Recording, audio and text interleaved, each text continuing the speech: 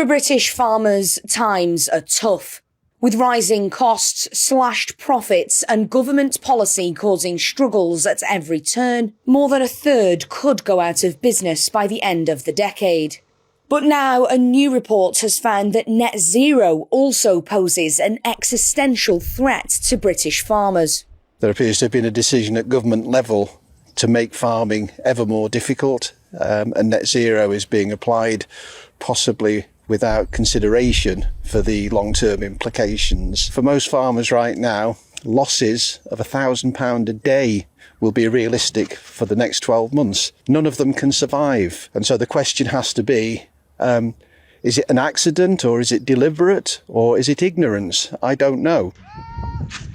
According to research from the Resolution Foundation, decarbonisation plans could drive the average farm income down by a fifth. One of their economists, Zachary Leather, said, "The transition to net zero in agriculture is set to add just 1% to the weekly shop by 2050. But while the impact for consumers is small, pushing the cost onto farmers instead would pose big risks to their livelihoods. Policy must ensure the costs of greening agriculture are borne by other parts of the supply chain or through small increases in food prices rather than by farmers who are already struggling." Today we set aside up to £1 billion of funding from Great British Energy to invest. This will offer grants to local authorities and community groups to support projects in their early stages, loans and project finance to support construction and operation, and funding to help communities buy a stake in larger renewable projects in their areas. Yet, whilst the government announces energy support for local communities, potential plans for livestock reduction and giving up land to solar farms is leaving farmers feeling forgotten. Solar is not very efficient. Wind is very dependent on conditions.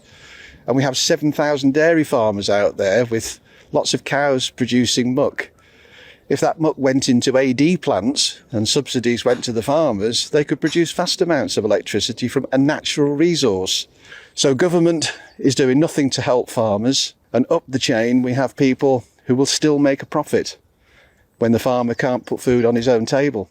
GB News reached out to the government, and although they declined to comment officially, they did say they had committed £11.8 billion to support sustainable food production and food security.